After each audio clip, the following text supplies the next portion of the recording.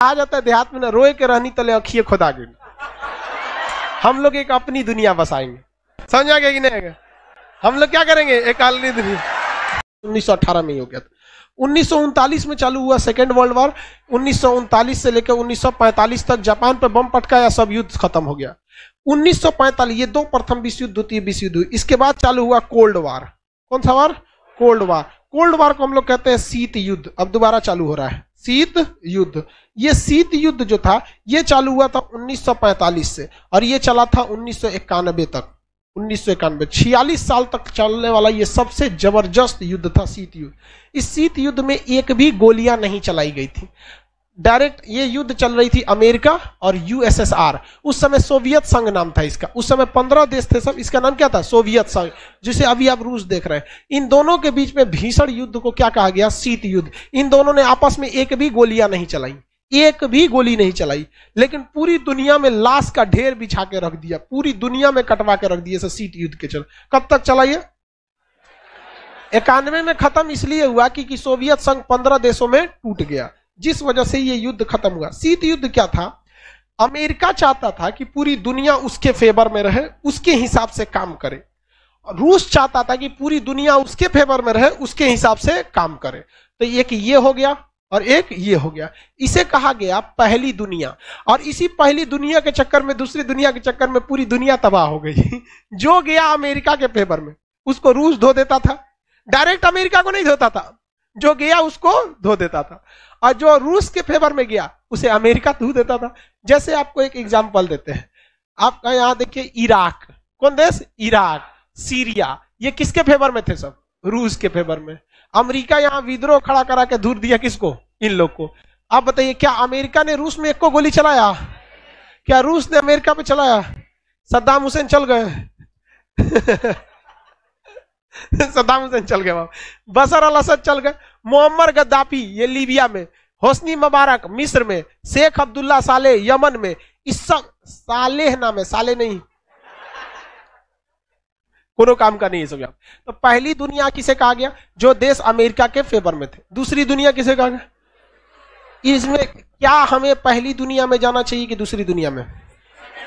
हाँ, ये समस्या भारत के सामने थी उस समय जब देश आजाद हुआ था और अंग्रेज हमें अंधेरी गली के मुहाने पे छोड़ के चले गए थे, जहां पता ही नहीं था कि कैसे क्या चीज चलता है। हम लोग यहाँ तो राजतंत्र था, उसके बाद अंग्रेज आए, सब लोकतंत्र पता ही नहीं था। बहुत सारी चीजें सिखा के भी गए थे अंग्रेज, क्योंकि हम लोग को सुप्रीम कोर्ट की स्थापना नहीं करनी थी, सारा सिस्टम पहले से था, संसद क्या होता है सब पहले से था, तो हम लोग को तो मिल गया। लेकिन जवाहरलाल नेहरू के सामने सबसे समस्या थी। ये जवाहरलाल नेहरू के समय का सबसे अच्छा स्टेप था, गुट निरपेक्ष। क्या था? गुट निरपेक्ष। हम किसी दुनिया में नहीं रहेंगे, हम लोग एक अपनी दुनिया बसाएंगे। समझ आ गया कि नहीं? हम लोग क्या करेंगे? एक अलग दुनिया।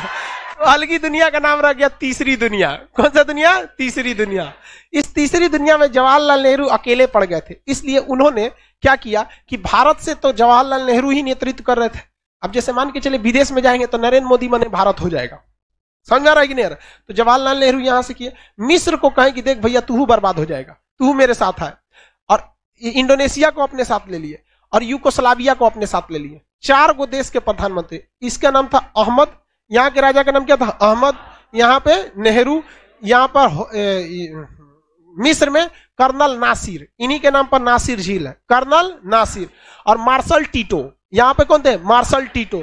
4 लोगों का ग्रुप बनाया। कौन सा ग्रुप? 4 लोग। याद रखिए भैया, गुट निरपेक्ष non aliasing movement, non aliasing movement 1961, non aliasing movement 1961। हम किसी भी गुट में नहीं है, इसे कहा गया गुट निरपेक्ष। कौन सा?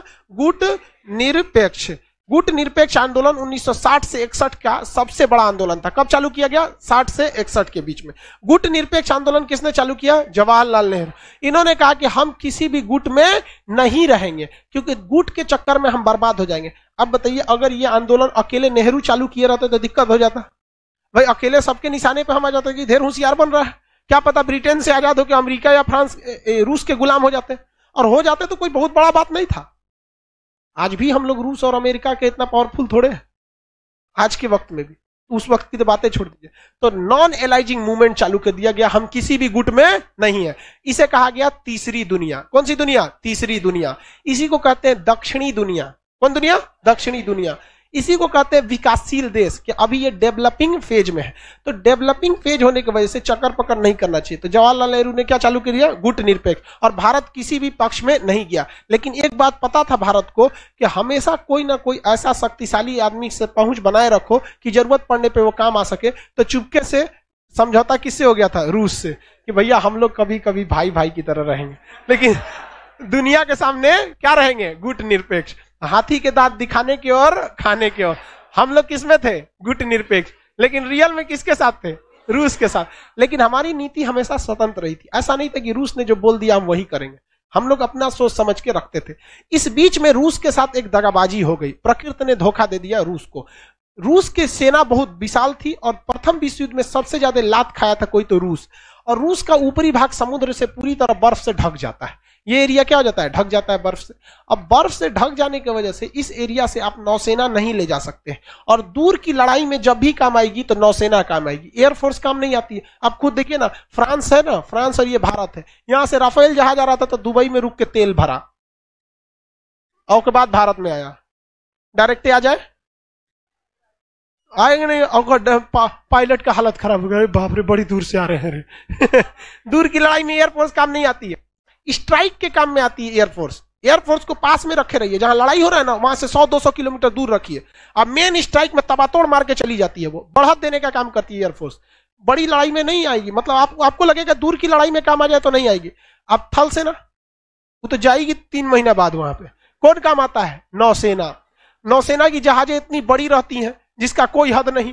भाई एक पूरा का पूरा शहर बना रहता है उसमें।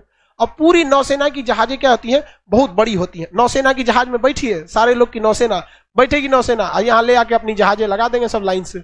उस जहाज के ऊपर दुनिया भर के एयरफोर्स रहेंगे। विमान वाहक पोत होते हैं ना, जहाजे के ऊपर लैंड कर जाते हैं। वहां से तोप टैंक मिसाइल मारते रहिए धड़ाधड़। ये एरिया खाली हो जाएगा तो जहाजिया किनारे ले आकर थल सेना को उतार दीजिए। क्या कर लिए? उतार दीजिए थल सेना। इतना एरिया कब्जा होगा, थल सेना 1 महीना के अंदर एयरपोर्ट बना देगी। यहाँ से जहाज ले आके एयरपोर्ट में उतार दीजिए, हाँ ये एरिया मेरा हो गया। अब उधर से ना थूरा जाता है धीरे धीरे। तो दूर की लड़ाई में हमेशा कौन काम आएगा? नौसेना। और नौसेना रूस की फंस गई ऊपर बर्फ में फंस गई। और जबकि अमेरिका की नौसेना यहां से यहाँ खोपड़िया पे जा सकती थी और यहां से मार देती। अब का रूस का कि ले भाई साहब, अब तो हमको इधर से आना पड़ेगा, इस एरिया से मारना पड़ेगा, बड़ी लंबा हो जाएगा, है कि नहीं?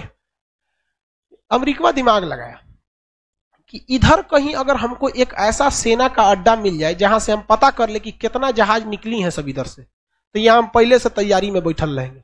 आओ ससुरा, दूसरे के खेत में लड़ाई होगा, जीत गए तो वो फायदा, खेत जरल तो उसका। है कि नहीं? यहां पहुंचना ही नहीं देंगे, पहुंचे होगा। अब भारत और चीन के बीच में लड़ाई अगर जापान में हो तो क्या दिक्कत है? चलो लड़ते हैं वहां पे। यहां गलवान में हो गया इसलिए ना दिक्कत है। तो यही सोचा, इसलिए उसने सोचा कि क्या किया जाए, कौन से देश को पकड़े यहाँ पे जहां इजीली पकड़ा जा सकता है। तो मिल गया श्रीलंका। कौन देश? श्रीलंका। भारत से कहा कि भारत हमको यहाँ पे ट्रांसमिशन लगाने के लिए, बड़का रडार स्टेशन लगाने के लिए जमीन दो ना, वहां में एयरफोर्स वगैरह रखेंगे। तो भारत नेहरू ने उसको समझा दिया कि देखिए, आप क्लास ना किए हैं खान सर का, नॉन एलाइजिंग मूवमेंट, आपको ना पता है हम लोग दूसरे दुनिया के हैं। तो भारत उसको नहीं दिया। तो ये किसके में चल गया? श्रीलंका में। श्रीलंका को पता था नहीं कि हम मोहरा बन रहे हैं। तो श्रीलंका को अमेरिका ने खूब लुभावनी वादे किए, पैसा दिया, बजट दिया, लोन दिया, एक से एक पैसा दिया। श्रीलंका खुश, वाह वाह अमेरिका तो बहुत मान रहा है। बाबू तुमको सब समझाते हैं, जिंदगी में कोई अगर बहुत माने तो समझ जाना बहुत बड़का चीज में बहुत गड़बड़ है। इस दुनिया में हमेशा एक्सचेंज रूल लगता है। अगर आपको कुछ पैसा इन्वेस्ट करेगा तो आपसे भी रिटर्न खोजेगा। तो यहाँ तो इन्वेस्ट खूब किया। उसके बाद अमेरिका कहा कि सुनिए ना श्रीलंका, हमको यहाँ निचवा हम्बन टोटा बंदरगाह है आपका। श्रीलंका का निचला बंदरगाह का नाम क्या है? हम्बन टोटा बंदरगाह। ये दे दीजिए, हम यहाँ पर हम डेवलप करेंगे, आप भी यहाँ सामान मान लीजिएगा। हम यहाँ एक रेडियो स्टेशन और ट्रांसमिशन स्टेशन बनाएंगे। आप बनाएगा तो केकरा पे नजर रखेगा? यहाँ से रूस पे। किस पे नजर रखेगा? रूस पे। इस एरिया से रूस पे नजर रख सकता है। अब रूस पगला गया, ऊपर से ठंडा में मर जाएंगे, नीचे से ट्रांसमीटर स्टेशन से पकड़ लेगा। कितना जहाज आ रहा है, मान के चलिए कितना बड़ा जहाज, 10 गो निकला उधर 200 लगा देगा, पता ही नहीं चल पाएगा यहाँ पे। अब रूस पगला गया, कहा कि जा अब क्या करे। और रूस श्रीलंका को करेगा क्या उतना दूर से? तो भारत से कहा कि देख भारत, कुछ भी करना यार, तू बचा ले हमको यहाँ से, हम हमेशा तेरे साथ खड़ा रहेंगे, कसम खाते हैं। तो भारत ने कहा ठीक है, कोशिश करते हैं हम, देखते हैं यहाँ से कैसे भगाया जाता है इसको। इस बीच कहा जाता है देहात में ना, रोए के रहनी तले अखिए खुदा गई। अब जबरदस्ती आदमी रोने वाला रहे, आंख खुदा जाएगा, मजे आ जाएगा, वो सोचा आधा घंटा रो देगा आदमी, है कि नहीं। बस इसी में हो गया। श्रीलंका में ना एक विवाद हो गया। श्रीलंका में एक व्यक्ति था जिसका नाम था प्रभाकरण। क्या नाम था? प्रभाकरण। प्रभाकरण श्रीलंका में बहुत ही प्रभावशाली था और वो बेसिकली तमिल था। क्या था? तमिल। अब हम दूसरा नक्शा बना देते हैं जिसमें श्रीलंका को आपको बड़ा करके दिखाते हैं। ये भारत है, भारत का ये एरिया कौन सा है? तमिलनाडु। कौन जगह है? तमिल। इसके नीचे का ये एरिया कौन सा है? श्रीलंका। श्रीलंका का ये एरिया में तमिलों की संख्या बहुत ज्यादा थी। तमिलों की संख्या क्या थी? ज्यादा थी। ये सोचो इसमें तमिल बहुत ज्यादा था सब। अब इसमें प्रभाकरण जो था उसको भारत सरकार से थोड़ा हिंट मिल गया। ये कहने लगा कि हमको अलग करिए, अलग देश। भाई साहब ये दुनिया का पहला ऐसा आतंकवादी विद्रोही संगठन था। आतंकवादी संगठन वहां के लोग कहते हैं इसे, विद्रोही था एक तरह का, जिसकी खुद की एयरफोर्स थी। अब बताओ भारत में नक्सलाइट है सबकी? नहीं है। बंदूकें लेके ना घूमते से क्या होगा जिस दिन एयरफोर्स लेके घूमेंगे से, हेलीकॉप्टर लेके, हट जाओ इधर खाली कर दो, धक धक धक धक धक धक, नक्सलाइट आए। सोचा हम लोग की सेना कभी इस तरह नहीं की है। अगर ये इस तरह करने लगे सब तो क्या होगा। इसके पास अपनी क्या थी? एयरफोर्स। अपनी नेवी खड़ा कर लिया, अपना हथियार पूरी तरह खड़ा कर लिया। सपोर्ट किधर से मिल रहा था? भारत। अब भारत किस उम्मीद में कर रहा था? रूस। एक बार अगर बचा लिए रूस को ना तो जिंदगी भर रूस हमारे काम आएगा। आज भी रूस भारत के लिए खड़ा रहता है, देखते हैं कि नहीं। चाइना हो जाए, अमेरिका हो जाए, सबके लिए खड़ा रहता है, क्योंकि भाई दोस्ती निभाए थे हम लोग भी यहाँ पर। तो भारत सरकार ने भी बहुत हेल्प किया। ये हमारी सबसे बड़ी विदेश नीति में एक तरह से कहिए हमारे ऊपर भी दाग है। लेकिन हम आपको क्या बताएं, अंतर्राष्ट्रीय संबंध में कोई किसी का दोस्त नहीं, कोई किसी का दुश्मन नहीं। हम लोगों ने क्या कर दिया? चढ़ा दिया यहाँ पर इन लोग को, प्रभाकरण को।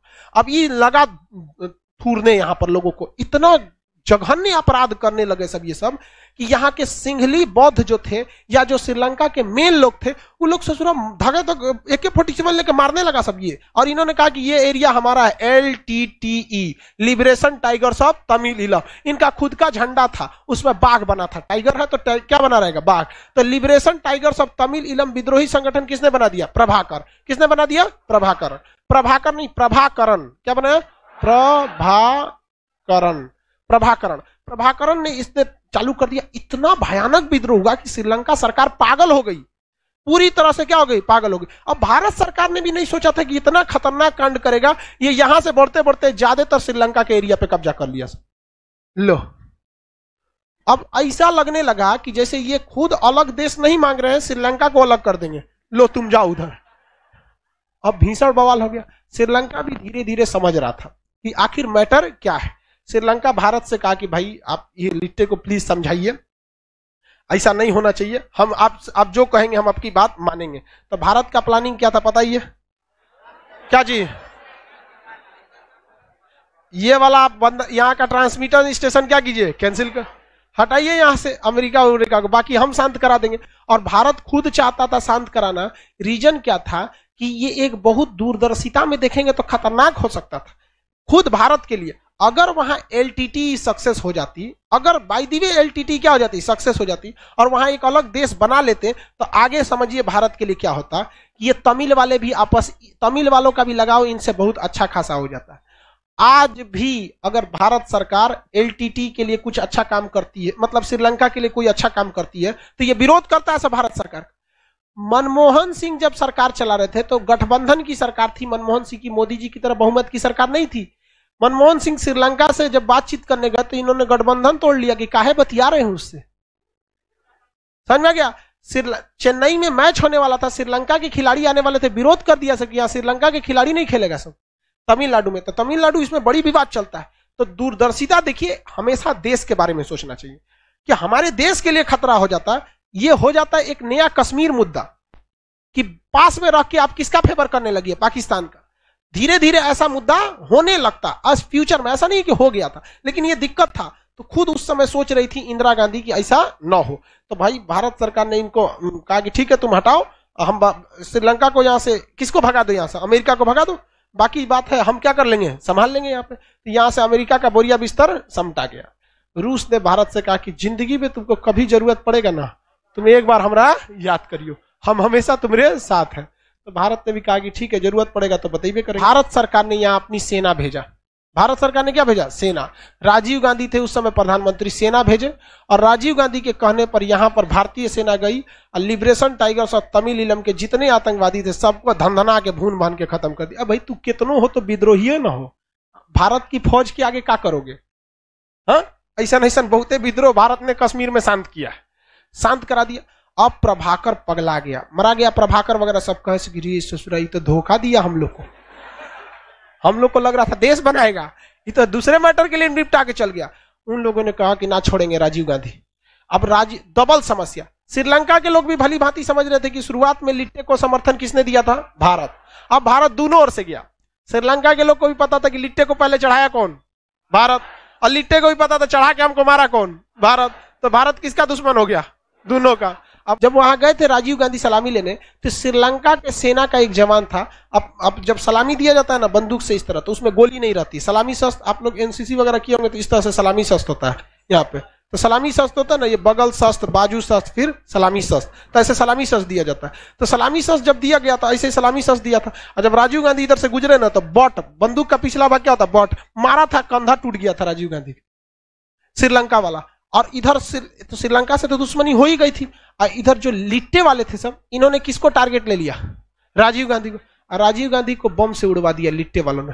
एक नलिनी नाम की महिला थी, अपने शरीर में बम बांध के आई और राजीव गांधी के पैर छूने गई, अब उसमें बम बंधा हुआ था, अपने साथे उड़ा दी, चिथड़ा उड़ा दी। समझ में आ गया कि नहीं? मद्रास में वैसे में उस समय चेन्नई का नाम क्या था? मद्रास वगैरह। बहुत भीषण उनकी जान चली गई। अब भारत के सामने एक समस्या ये आ गई कि अमेरिका ससुरा हम लोग को टारगेट ले लिया कि तुम ही चोट्टा हटाया है यहां से। अब भारत सरकार बड़ी टेंशन में आ गई कि चाचा हम तो इससे दोस्ती तो हो गया, लेकिन वो पागल थोड़ी है अमेरिका। अमेरिका क्या कहेगा? तो अब भारत से दुश्मनी ले लिया। अब कहा कि भारत तुमको भी नहीं छोड़ेंगे। इधर चीन खूब खुश हो गया, हाँ आओ आओ, हम रिश्तेदार आ रहे थे ना, आओ। अब अमेरिका का अगला नजर आया नेपाल। किसका नजर आया? नेपाल। अब नेपाल के राजा को ही फुसलाना चालू किया।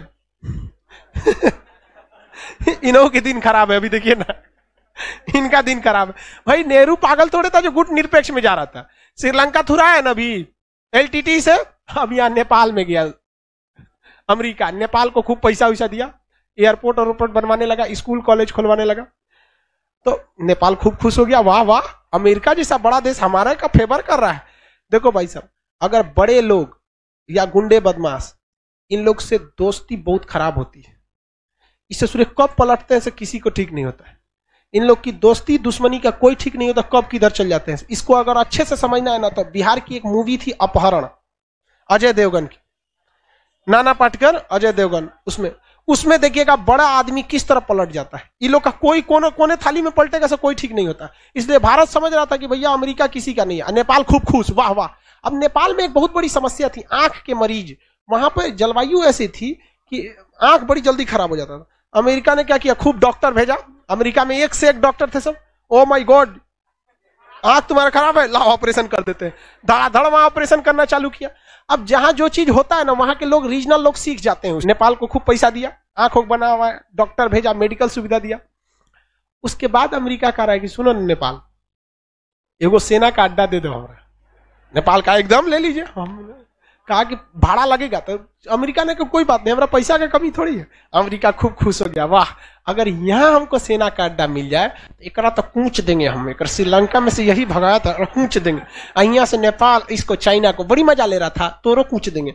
यही लगले यहाँ से रूस। उस समय रूस, ये पूरा एरिया किसका था? रूस का। उस समय रूस का ये पूरा एरिया था, यहाँ तक इतना बड़ा। कहा कि यहाँ से रूस पासे कितना पड़ेगा, एक बार में तीनों को मारेंगे। अब भड़क गया कौन? चीन। कौन भड़का था? चीन। कहा कि चोट्टा कहीं का, हमारी सीधाने तू लिया के सेना का अड्डा देते तुम यहाँ पे। इसने कहा कि कैसे किया जाए, तो चीन इतिहास से बहुत सीखता है। उसने देखा भारत कैसे कैसे श्रीलंका में कांड किया था, अब ऐसा ही कांड कहां खोज रहा है? नेपाल में क्या किया जाए? तो वहां एक अलग देश की मांग कर रहे थे सब। कहा कि नेपाल में अलग देश होगा कैसे, तो खाली पहाड़े हैं, यहाँ पे जनसंख्या ज्यादा है नहीं। तो क्या कहा कि कैसे यहाँ लड़ाई कराया जाए? तो वहां पे राजतंत्र था, राजा का शासन था। तो कुछ लोगों को यहाँ पर, चीन में शासन था माओ त्से तुंग का। किसका था?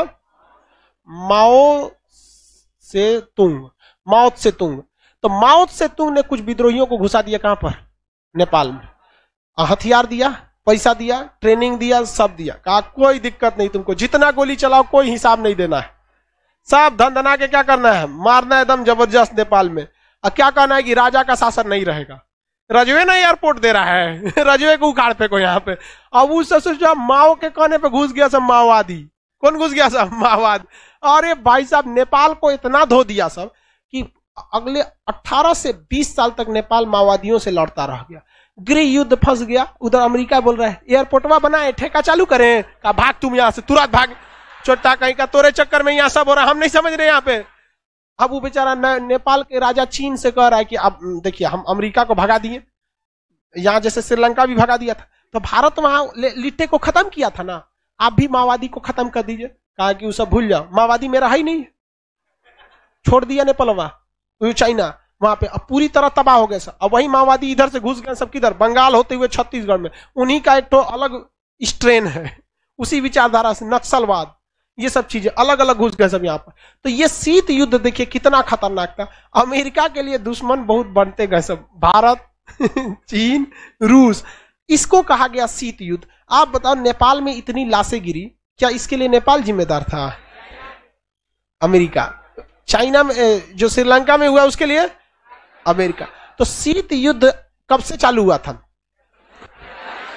1945 के बाद।